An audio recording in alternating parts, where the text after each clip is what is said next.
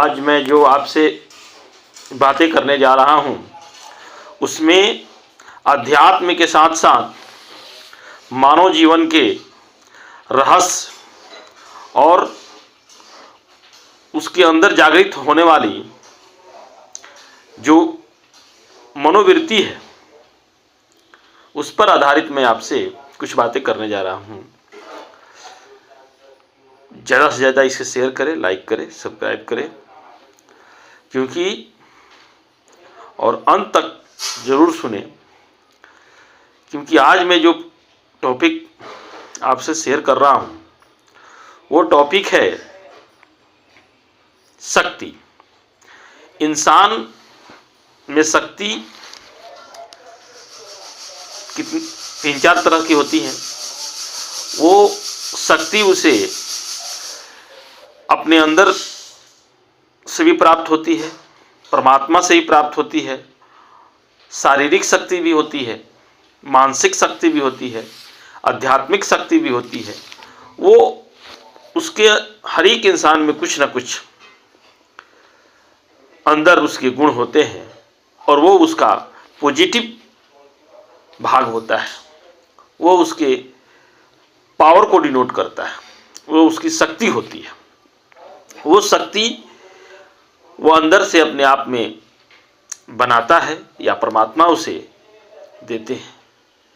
वैसे इंसान को, वैसे शक्ति को जागृत करने के लिए इंसान को बहुत प्रयत्न करनी होती है, क्योंकि कोई भी शक्ति, वो भक्ति की शक्ति हो, आध्यात्मिक शक्ति हो, किसी भी प्रकार की शक्ति को प्राप्त करने के लिए उसमें बहुत लगन, मेहनत की जरूरत है।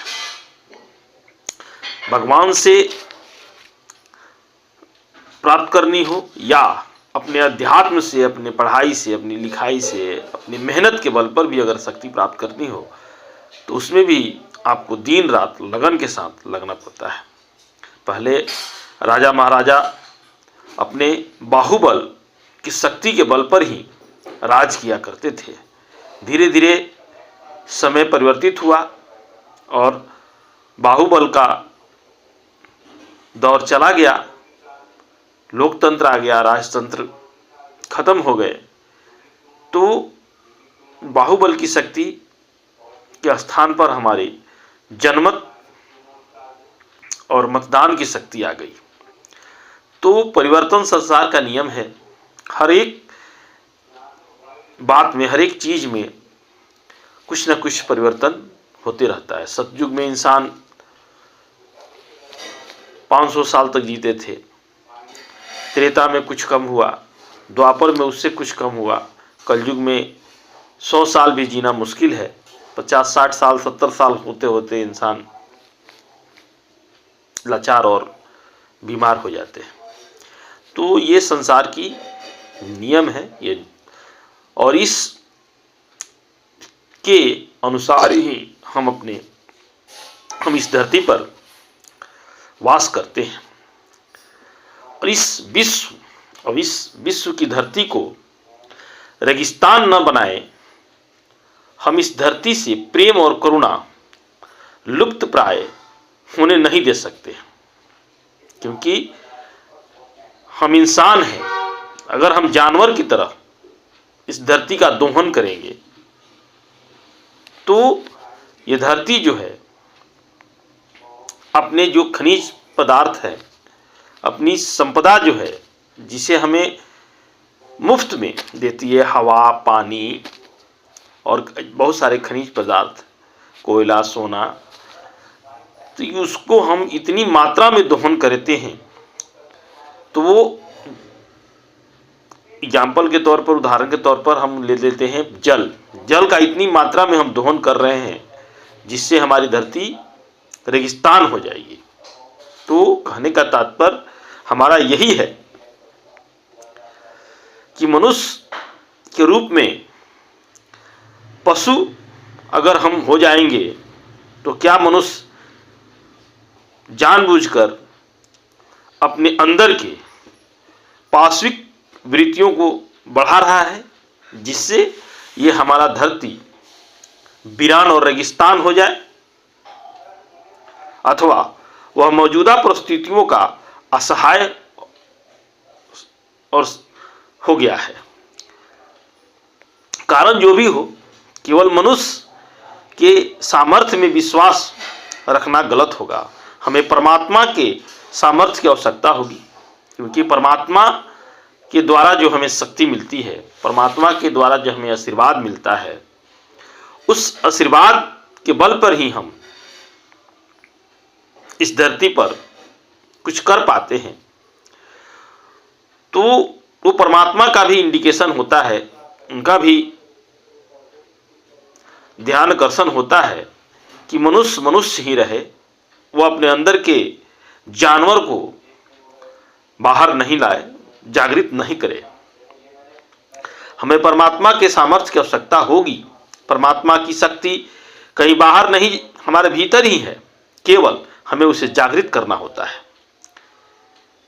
जिस शांति की हम जिज्ञासा करते हैं, वह कोई अध्यारोपित शांति नहीं है और न ही मृत्यु प्राप्त होने वाली कोई वस्तु है। वह हमें जीवन जीते रहते हुए प्राप्त होती है। यह वह शांति है जिसका समाज में तब प्रकट्य होता है जब सब अपने अपने धर्म पर अटल रहते हैं और प्रत्येक व्यक्ति को दूसरे में अपनी आत्मा का ही दर्शन करते हैं।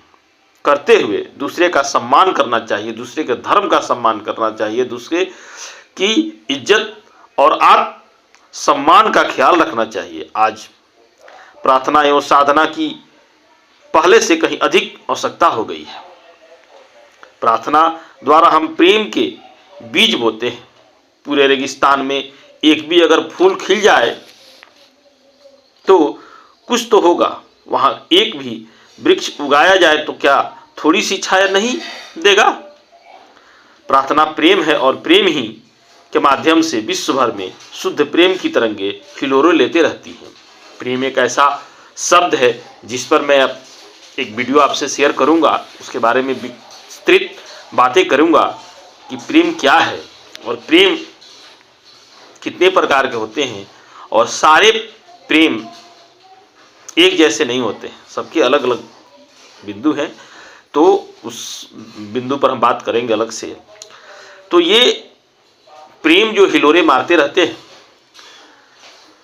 आतंकवादियों, युद्ध संबंधी प्रवृत्ति और आपराधिक प्रवृत्ति वाले लोग के हृदय में प्रेम और करुणा से रिक्त होते हैं। जो आपराधिक प्रवृत्ति के लोग होते हैं, आतंकवादी होते हैं, उनमें प्रेम और करुणा की कोई वस्तु या कोई चीज ही नहीं रहती है। ये इस बात को समझते नहीं हैं। ईश्वर करे कि करोड़ों लोगों की प्रार्थनाओं के फलस्वरूप वातावरण प्रेम और करुणा से सिक्त हो उठे, ताकि उसके दृष्टिकोण में थोड़ा सा परिवर्तन हो जाए। आज विश्व को स्वार्थी लोगों की आवश्यकता नहीं है, जिन्हें हत्या लूटपाट के सिवा कुछ नहीं आता है। आज हमें आवश्यकता है प्रेम और करुणा से लबालब भरे हृदयों की, जो समाज की वास्तविक शांति और शक्ति प्रदान करे। उन्हीं के हाथों समाज का उत्थान संभव है।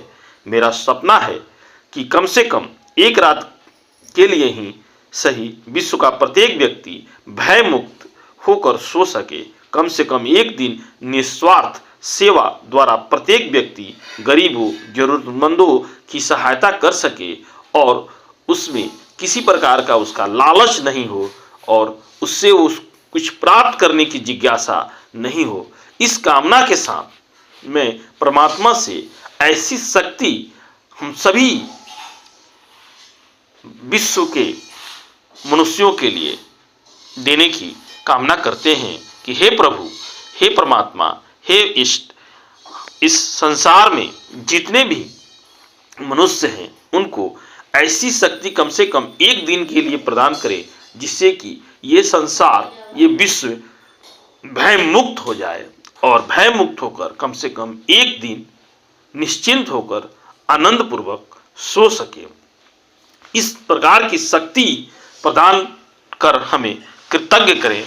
हे प्रभु, आज मैं इस शक्ति के लिए आपसे प्रार्थना करता हूँ। जय श्री राम, जय श्री राम।